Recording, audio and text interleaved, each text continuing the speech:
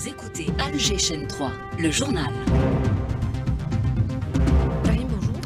Bonjour Hajal, bonjour à tous. Dans le journal, nous parlerons de la coopération algéro-romanaise avec la visite du sultan Haitham Ben Tareq, une visite de 2 jours, une visite d'État de 2 jours en Algérie. Et le président de la République, Majid Tebboune, lui a réservé un accueil officiel à son arrivée à Alger hier. Alger et Mascate qui œuvrent à sceller un partenariat stratégique et renforcer leur coopération économique. Les participants à la 38e session de l'Union interparlementaire arabe saluent les efforts de l'Algérie au Conseil de sécurité pour faire cesser l'agression sioniste à Gaza. Gaza, où au moins 19 Palestiniens sont tombés en martyrs et des dizaines de blessés ce matin dans des frappes aériennes de l'armée sioniste. Nous sommes à un mois de la fête de l'Aïd al-Adha et la vente des moutons importés a débuté à travers plusieurs points de vente. Reportage assertif de notre envoyé spécial à Limbokado. La santé et la prévention, l'amélioration de la prise en charge des patients atteints de cancer parmi les recommandations des assises nationales de lutte contre cette maladie.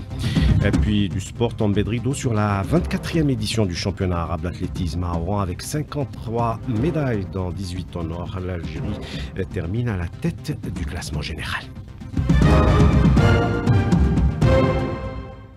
Bonjour à tous. Le sultan d'Oman a entamé hier une visite d'État de 2 jours en Algérie. Un accueil officiel lui a été réservé par le président de la République à son arrivée à Alger en présence de hauts responsables de l'État et des membres du gouvernement. 21 coups de canon retentis en l'honneur de l'hôte de l'Algérie.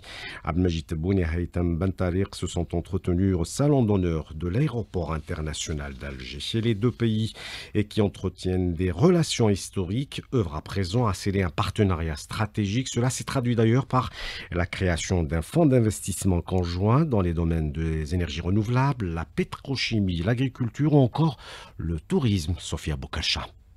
L'Algérie et le sultanat d'Oman aspirent à consolider davantage leur coopération économique. Des partenariats majeurs ont déjà été scellés, notamment à l'issue de la visite effectuée par le président de la République Abdelmajid Tebboune à Mascate en octobre dernier. Ainsi, des projets stratégiques lient désormais les deux pays dans le domaine de la production d'engrais, des énergies renouvelables, de l'agriculture saharienne, de l'industrie pharmaceutique ou encore dans l'exploitation minière. Dans ce contexte, la création d'un fonds d'investissement commun constitue une démarche importante pour renforcer le partenariat et dynamiser les échanges commerciaux que les deux parties entendent revoir à la hausse. Au-delà des ambitions économiques, les deux pays partagent une vision politique commune qui prône l'unité arabe, la résolution des conflits par la voie du dialogue et la non-ingérence.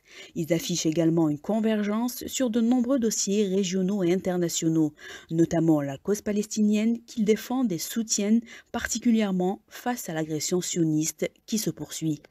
Et l'Algérie qui n'a ménagé aucun effort au sein du Conseil de sécurité de l'ONU dans le cadre de son mandat de membre non permanent pour faire cesser l'agression sioniste à Gaza, l'agression qui se poursuit d'ailleurs. Ce matin, 19 Palestiniens sont tombés en martyrs et les efforts de l'Algérie pour faire cesser cette agression sont salués et mis en avant par l'Union interparlementaire arabe. Dans la 38e session a pris fin hier à Alger. Les principales recommandations avec Liester Gheni. À l'unanimité, les participants ont réaffirmé la centralité de la cause palestinienne, dénonçant les tentatives de déplacement forcé du peuple palestinien et les violations du droit international par l'entité sioniste. Ils ont salué les conclusions du dernier sommet arabe extraordinaire au Caire, soutenu une feuille de route pour Gaza et appelé à un cessez-le-feu immédiat. La déclaration finale condamne également la suspension des activités de l'UNRWA, jugée vitale pour les réfugiés. L'Algérie a été vivement félicitée pour son rôle actif au sein du Conseil de sécurité de l'ONU dans la défense des droits du peuple palestinien. Les parlementaires ont aussi exprimé leur solidarité avec le Liban, la Syrie et l'ensemble des pays arabes confrontés à des crises. L'Union interparlementaire insiste sur l'importance de l'unité arabe face à l'émergence d'un monde multipolaire qui impose des défis politiques et économiques, appelant à une coordination étroite et une intégration régionale renforcée, soulignant l'importance du dialogue, de l'unité et du rejet total des ingérences étrangères. Et dans une déclaration de presse au terme des travaux, en sa qualité de président de l'Union interparlementaire arabe, Brahim Bourali a appelé à plus de coordination pour protéger les intérêts de la nation arabe compte tenu des défis régionaux et internationaux actuels. Le contexte actuel exige de nous de renforcer l'efficacité de l'Union, ce qui implique l'adoption d'initiatives concrètes et de positions influentes afin de lui permettre une présence plus marquée et efficace face aux enjeux urgents auxquels notre nation est confrontée, tant au niveau régional qu'international. Si les gouvernements tiennent à préserver leurs intérêts dans leurs relations extérieures, les parlements arabes, eux, sont appelés à réfléchir à l'avenir du monde arabe et à garantir une sécurité nationale globale. La question est devenue existentielle. Soit nous vivons libres et souverains dans nos pays, soit nous vivrons sous la merci des grandes puissances. Il n'y a plus de place pour les faibles dans ce monde nouveau. Des propos recueillis par Liester Rini, la coopération algéro-japonaise. Le ministre des Affaires étrangères, Hamada Attaf, a reçu hier le vice-ministre japonais des Affaires étrangères, Hisashi Matsumoto, et les entretiens ont porté notamment sur les résultats du comité intergouvernemental économique conjoint organisé à Alger. La santé, la prévention et l'amélioration de la prise en charge des patients atteints de cancer, souligné par les participants aux assises nationales de lutte contre cette maladie. Les travaux ont pris fin hier à Alger avec une série de recommandations dans l'élaboration de la stratégie nationale de lutte contre cette maladie pour la période 2025-2035. Un rapport sera d'ailleurs remis au président de la République, Hassan Chimache. La Commission nationale de prévention et de lutte contre le cancer a présenté les principales recommandations. Les principales recommandations de ces assises sont la prévention contre le cancer et l'amélioration du parcours du patient qui va du diagnostic au traitement aux soins de support. Le professeur Wahiba Ouhioun, membre de la Commission. Ce sont les principales recommandations en fonction des rapports des 7 ateliers. Donc chaque atelier a fait la synthèse. Il faut investir dans la prévention. Il vaut mieux prévenir que guérir. Et deuxièmement, il ne faut plus que le cancer soit une fatalité. Il faut qu'il soit diagnostiqué à temps et de façon précise pour un traitement précis et un suivi rigoureux. Le rapport des recommandations sera remis très prochainement au président de la République. Il y a un rapport qui va être rédigé. Ensuite, ce rapport sera présenté à Monsieur le Président de la République. Bien sûr, après avoir remis le rapport à Monsieur le Président de la République, il sera mis sur site. Les assises nationales de prévention et de lutte contre le cancer visent l'élaboration d'une stratégie nationale de lutte contre le cancer pour la période 2025-2035. Un compte rendu signé Hassan Chimache. Nous sommes à un mois de la fête de l'Aïd al-Adha et la vente des moutons importés a débuté à travers plusieurs points de vente mis en place au niveau du territoire national. L'opération se déroule dans de bonnes conditions à Sétif. Reportage de notre envoyé spécial Alim Bourkatou. Au niveau de la ferme pilote Al-Bouhaïra, un point de vente encadré, sécurisé, où les autorités locales veillent au bon déroulement de l'opération de vente des moutons, le chef de Daïra de Ain Arnat, Haddad Ali, nous en dit plus sur le dispositif mis en place. On a reçu 458 têtes de bétail dans de très bonnes conditions. C'est un cheptel quand même qui est pris en charge d'une façon extraordinaire. L'opération débute dans de très bonnes conditions. Les citoyens ils sont là, ils sont inscrits. Sur place, les vétérinaires assurent le suivi sanitaire des moutons et accompagnent les acheteurs pour leur apprendre à manipuler les moutons avec soin en leur donnant des conseils précis sur leur alimentation. Assia Gessès, inspectrice vétérinaire.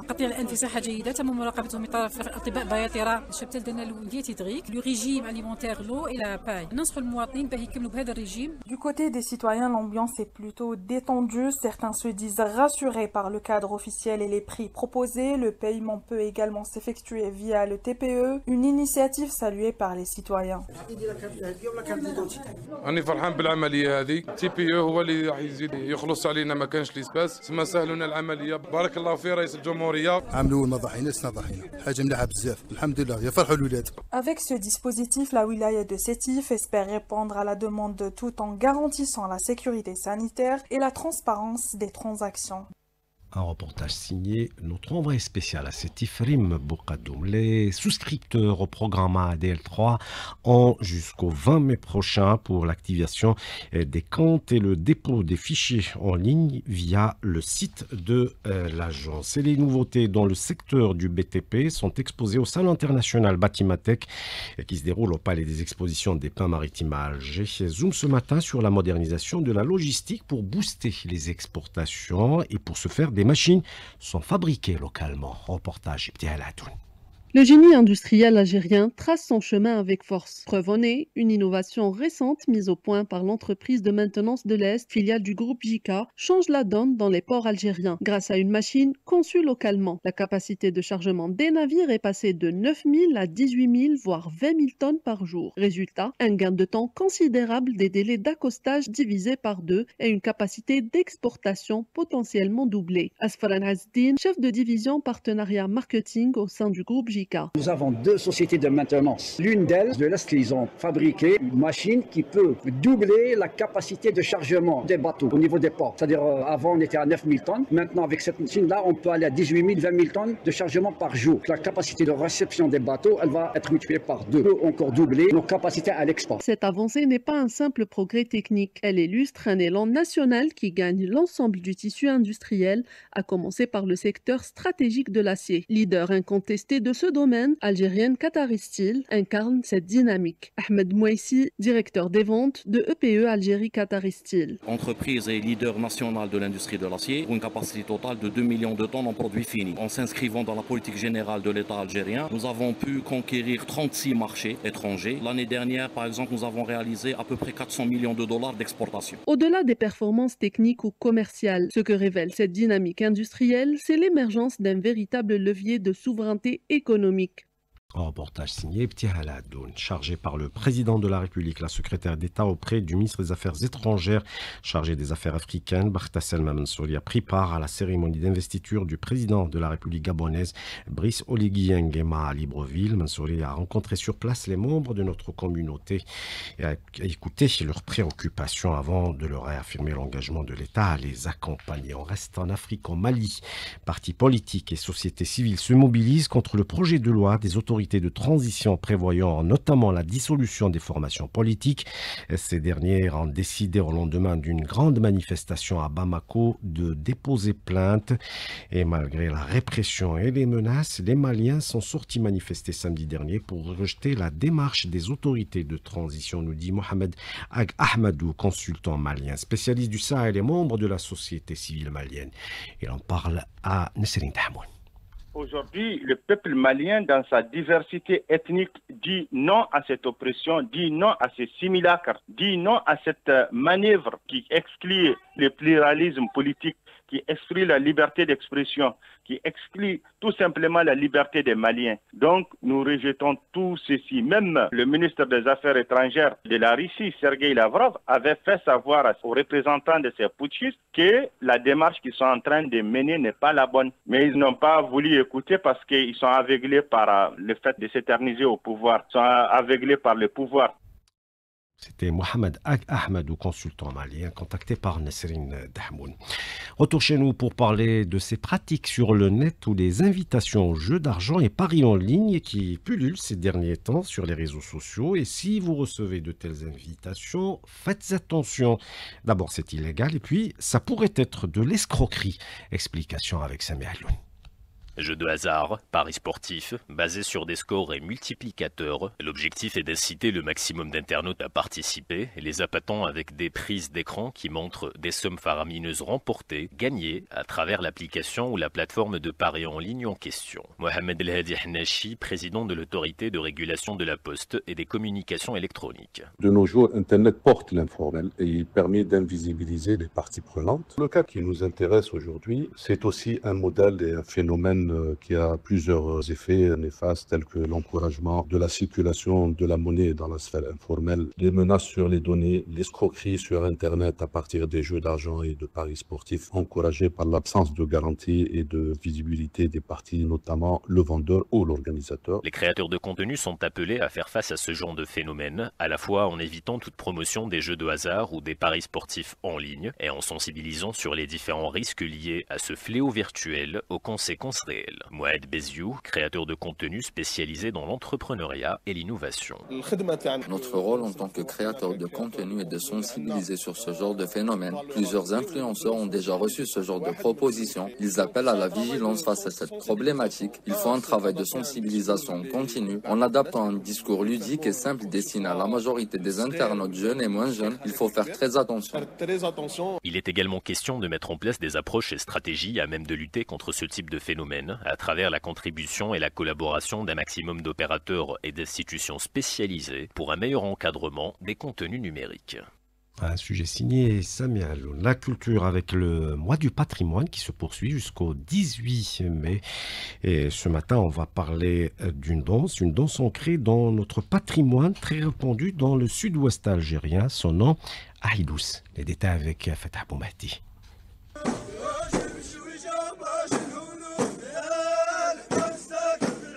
Au sud-ouest algérien, plus particulièrement à Morla ou à Bni Ouennif, la danse de El Ahidous continue de faire vibrer les cœurs. Cette danse traditionnelle, pratiquée par des hommes et des femmes, accompagne mariages et fêtes religieuses dans un même élan collectif, qui signifie d'ailleurs l'union ou la collectivité. Un seul instrument suffit, le bendev. Sous ses battements, les corps s'harmonisent, les voix s'élèvent et la mémoire s'anime. El Ahidous est un langage du corps, de l'âme et une forme d'unité sociale profondément enracinée dans notre patrimoine national, nous dit le chercheur et musicologue Abdelkader Ben Damash. La danse Ahidous, c'est une danse ancestrale qui est pratiquée dans la région des Qsour, dans la Saoura, au sud-ouest de notre pays, et particulièrement à Mograr, précisément à Bni Ouennif, à Boukaïs, Sfisiva, entre autres. Cette danse existe aujourd'hui. Elle est pratiquée par les populations rurales, constituées de groupes d'une dizaine d'hommes ou de femmes, séparément parce que à l'origine c'était mixte. Le Ahidous exprime l'union et la solidarité au cours des fêtes et cérémonies familiales ou religieuses également. À l'origine,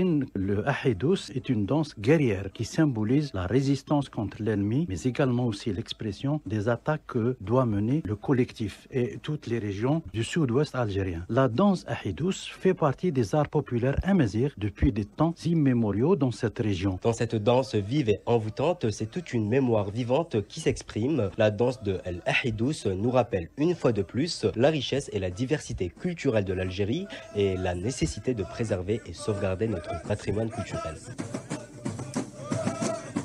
Sujet signé Fatah Boumahdi. Avec l'arrivée des grandes chaleurs, la Direction générale des forêts se mobilise.